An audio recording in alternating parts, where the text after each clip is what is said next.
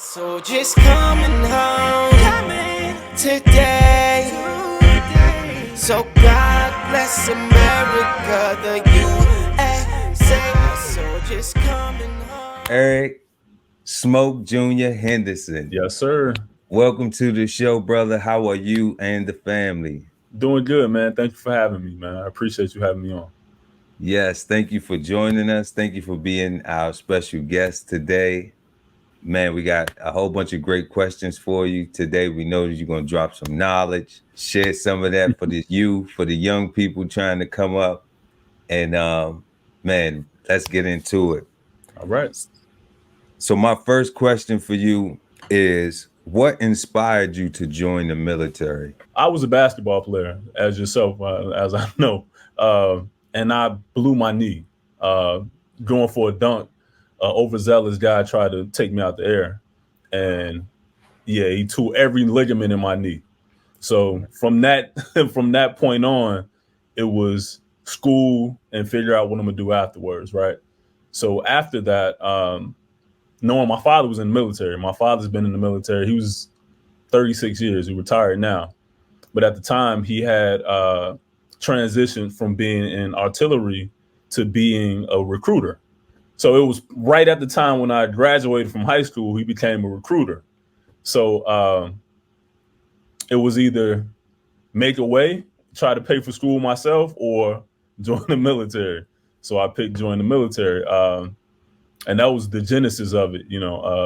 Basically, in order to get everything I needed out of society to get school paid for and start my career. That's a great inspiration to go for any person Yeah, to go and get that school paid for, because they got yeah. that for sure. What was it like for you when you first went to boot camp? It was a shocker, man. It was a shocker. Me being from Chicago, and then going to the deep South, hearing accents for the first time, uh, interacting with a lot of different, ethnicities, and that first time you land and you're getting yelled at, and that country accent is a little different, man. You get a little scared, you kind of tense up a little bit. But I first got there, I went to uh, Fort Jackson, and Okay. Fort Jackson was my indoctrination into the military. And like I said, man, it's when you first land, they're screaming at you. They're screaming, "Get here, get there, do this, do that," and you kind of shell shocked a little, not shell shocked, but you're a little intimidated by that. But being my father was in the military, I kind of had that in me a little bit. He was that type of person anyway, so I fell in line. But it's a shocker. And then going through all the different training, and I was already physically fit because of basketball, so a lot of the training came a little easy for me. But it was cool in a way because you get to help people that aren't as physically fit, and you get to become brothers. You build a brotherhood by doing that and being in those type of conditions, and helping them see they were through boot camp the way that we did. And back then it wasn't no stress cards. Nowadays they got stress cards. And when you're getting yelled at and you're doing push-ups, you can't just stop because you feel stressed. Back then, you had to groove through it. You had to keep going. But yeah, man, it was an experience. It taught me a lot. It gave me a lot of discipline for years to come. For years to come. Yeah, that's great. That's great. A lot of discipline for years to come. Yeah, man. Your first unit, what was your first unit experience like? My first unit experience, 3625th. It's a maintenance company. I got there before, because I was at split ops. If we go back a little bit, before I went to basic training, it's called split ops, where you do in your junior year, you do basic training. And then after you graduate, you go to do your schooling, right? So I did basic training my junior year. And then when I graduated, I did the AIT to become a 52 Delta, which is a generator mechanic. So my unit was 3625th. And I went there in the summer that I went to boot camp before I went, because they have to give you all your gear, everything you need to go before you get there. So I got my gear, I met everyone, and it was pretty cool, man. It's a brotherhood. Like I said before, they show you a lot of love, a lot of family type atmosphere. it's not as intimidating as people think it is when you first get there. You get there, you're kind of stiff because you don't know how you're going to be received.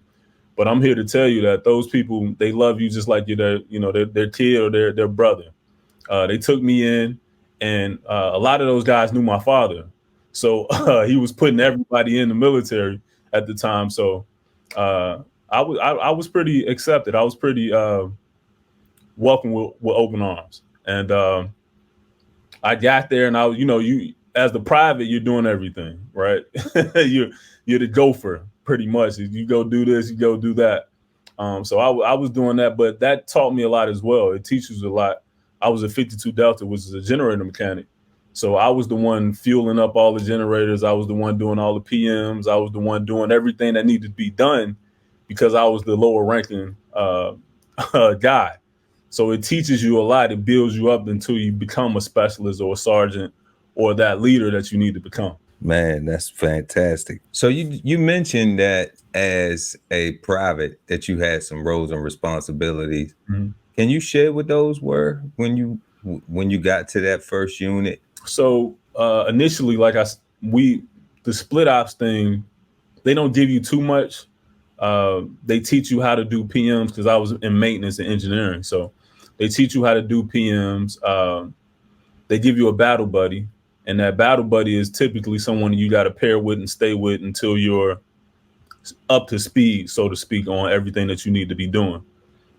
So a lot of my roles and responsibilities was, like I said, like PMs, What's PMs? preventive maintenance on all the equipment. So it wasn't just generators, because when you get into a maintenance unit, they want you to learn everything. They don't want you to just learn generators. They want you to be cross-functional and learn everything. So I did light wheel trucks, Humvees, you name it. And then we had a weapon shop as well. So they taught you how to repair weapons, PM weapons as well. So I was pretty much the gopher. Like I said, you had to learn everything. You had to go there, meet with your superiors, and they'll give you a job. You start doing the job, and then they go take you off and you do something else. So a lot of my responsibility was a gopher pretty much when I first got there. And then as I got my rank and as I became more familiar, I became, more of a leader and a teacher than a gopher. Got it. Yeah. You said that you worked on Humvees, generators, Weapons, and all of those things are skill sets that are transferable in the civilian world. Absolutely. So that's why we just wanted to take some time and hit on those things so young people can see that there are opportunities like that. Absolutely. And that doing a tour in the military or even making it a career, they'll have access to these type of options. Absolutely. A lot of those things are resume transferable, where you could, I worked on Humvees, I worked on 5-ton trucks, 10-ton trucks with 18 wheels on them, where you had to replace the wheels, service the hubs on the trucks themselves. Sometimes you get into wiring, not a lot, but you could, depending on what you did on the truck. But generator mechanics, we had both electrical and mechanical features that we had to learn on those generators. So that builds your competency, your experience, everything that you need to put on that resume to say that you've done this thing, and it's great experience. The workforce loves that type of experience. I haven't heard an employer yet turn down my experience. They just want to know more. And when it comes to you having that combat experience and doing those things under duress, they really like that because they know that you can get the job done. So yeah, all those things are resume transferable. That's great. Thank you for that. Yeah. Okay, so Sergeant First Class, what key piece of advice would you have for any young adult that may be pursuing or thinking about a career in the military? I would say make sure that you're able to follow as well as lead. Being able to follow gets you to that point where you're able to lead efficiently. I think a lot of guys join the military wanting to be the leader and not understanding that at some point you have to learn how to follow that leader and, get all those tools that they teach you to become a great leader in order to step into that role. So I would say come in with an open mind as far as that, be able to take directions well, and pay attention to detail. Paying attention to detail will get you very far in the military, and having a can-do attitude as well. I mean, a lot of times we don't. A lot of times we don't want to do something, or we get discouraged about doing things. But if you keep that motivation up, and know that everything's going to be okay, I think you'll get through it. If you give it the energy that it requires, I think you'll get a lot out of it. I think that the type of experience that you get in the military is so unique, and it molds you into a type of person that's able to take on so many different things in life, not just a one path. You can jump into a whole host of things by just getting that experience and putting your energy towards it. You learn structure, you learn discipline, you learn the meaning of time. It's very important to learn that time is everything. That your time means that's all we have is our time, and you learn how to manage that. The relationship that you build in the military can last you a long time. Like there's a lot of people there that has knowledge of things that you never even thought about, that can pass that knowledge along to you, and are willing to they're willing to give you that knowledge. And those relationships can last forever. Those lifetime relationships. It's beautiful. I mean, it's a beautiful thing to build that brotherhood with someone, and being through the same things and having that experience together. It just bonds you in a way that you won't have in the civilian world. That experience is just unique, man. I just think there's no other way to put it, man. It's just once you come out on the other side, you just become an unstoppable machine almost. And if you use it the right way, like a lot of guys, they take the negative side of it, the brainwashing. They say it's brainwashing. They say it's you're working for someone that doesn't care about you. But the things that you're picking up on is, I don't know, it's just invaluable. You can't get it anywhere else. Excellent advice. Yeah. Great advice. All right, first off, what key piece of advice would you have for any active duty members who preparing to separate or retire? It's important to get the information that you need. I think one of the things that we do when we separate is we don't get all the information that we need to transition properly, to get all the information that you need to possibly get the help that you need if you need help, mental wise. Physically, sometimes you may need help physically when you separate. The VA is there, to help, and you have to inquire. I mean, a lot of times they don't just give it to you. You have to inquire about it. So I would definitely go there and see what's there available for retirees, the VA. Another thing I would say is make sure you stay engaged with whatever hobby that you think that fulfills you. I would do that. I would make sure I set a plan and a goal to ensure that you execute that hobby or that that thing that you love to do. And there was one more thing. Make sure you have something set up where you are financially okay, or if you need financial planning, let's get that. I know there's a million ways we can slice that piece of bread, but I think the best advice is to get someone that's in that field that does that for a living and get advice from them, for sure, on your finances and how to plan for the future and in your retirement. Excellent advice. Excellent advice. So, Smoke JR. Yeah. How do you spend your days retired from active duty service, and what keeps you active? What keeps you busy? Well, I'm a manager of engineering for a transit authority, so that keeps me busy from 7 to 3 every day, Monday through Friday, sometimes Saturday and Sunday. So that really keeps me busy. I was blessed enough to be able to get my mechanical engineering degree after service, so I'm pursuing that, and that's been a career for me. That's keeping me busy. Yes. How much of your military benefits helped you finish that degree? A lot. The VEAP, I think it was a VEAP, the Veteran Assistance Program.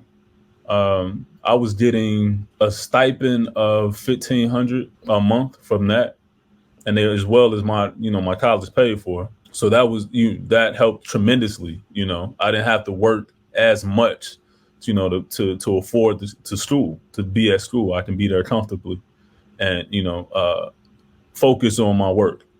I was also doing some training in ROTC, helping them out as well doing that. So that kind of helped as well. So yeah, it helped tremendously. And that benefit came from your service. Exactly. Yeah, which we thank you for here at the Veteran Kettle. Yeah, for sure. I got one last question. We reached our final question. One last question for you. We know we get through military service, we learn a lot of things. Some stuff we forget to remember, and then we have to dig deep and grab some of those things sometimes. But for this question specifically, first, what do you think was the most valuable lesson that you learned during your military service? For me, it was attention to detail. Attention to detail saved your life. Unfortunately for me, one of the reasons I say that is because on a convoy traveling from Iraq back to Kuwait to do a wash, we were scheduled to do a wash where we cleaned all our vehicles before we left from Iraq. And a higher ranking leader was scheduled to go with me as well. He was going to be my battle buddy in the truck that we were traveling in. And for some reason, he failed to leave the detail out that he was on medication. And the route that we were taking was very dangerous. We were going from Iraq to Kuwait. And we did during my tour over there in Anaconda, Balad, Iraq, we did convoys back and forth in that route before. And we know that there's people, shooting at us. There was plenty of times where we got IEDs and things of that nature was on that route. We know that for a fact. This higher ranking official, or this higher ranking guy, he was E7 at the time, and I was an E5. He failed to tell us he was on medication. Mm-hmm. So he wasn't able to look out. As your driver, because I was the driver. As the A driver, the B driver is to look out. And he wasn't doing that because he fell asleep every time he had a chance to do so. And when we stopped for one of our breaks, I brought it to the first sergeant, and he brought it to him, and he said, "Well, we missed that. We didn't realize that he was on medication." So, we got fired on at least 3 times, and he was asleep. And I was screaming at him to fire back, but a couple of times he just wouldn't wake up. Yeah. So as a E5 at the time, I was furious. And that was one of the things that I learned. Like the details of everything is important. Yeah. Especially when it comes to life or death, for sure. That convoy could have been life or death for us. So that is one of the, I take that to my, to everything I do right now. Everything I do, I make sure the details are ironed out. And if the details aren't ironed out, I don't try to execute it, So I would, for anyone that's pursuing the military, that's got out the military, I would, that would be my advice to them, to make sure that you pay attention to the details. Excellent advice. We're going to send some prayers out to your brother in arms. Hopefully he isn't still he dealing with that condition. Yeah, for sure. That he's dealing with. And we're glad it didn't cost you, anything too much more than what it costed you. Yeah. Because we got you here. Yeah. Yeah, I'm here. I made it. Absolutely. We thank you for that. We thank you for your service. Thank you. And that's all we have today. It's so wonderful. I'm glad that you were able to come by and be our guest. Thank you for having me, for being here. Anything that you have, you always have a home. Anything you have going on, you come back, share with us. You always have a home here. You want to cross promote anything, all you got to do is, where I'm at. For sure. Say less. Okay. And once again, we thank you for being our special guest. And we thank everybody for watching out there. That's it for us. Until next time on the Veteran Kettle Podcast. When you look good, you feel good. So let's get back to school with DB Chef TV merch. August 1st through November 1st. Shop until you drop from our huge selection of apparel and accessories. Use code and enjoy 10% off our entire site at checkout. Visit www.dbcheftv.com. Hit the shopping link while supplies last and get back to school with DB Chef TV merch.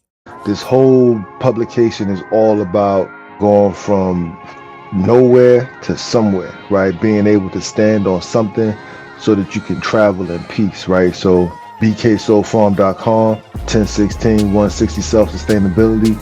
Jump on a list and get yourself together, right? Because it is irresponsible to not even know what responsibility means. So get yourself together, food, clothing, and shelter, protection of that, support your interests, and live. So just coming home today.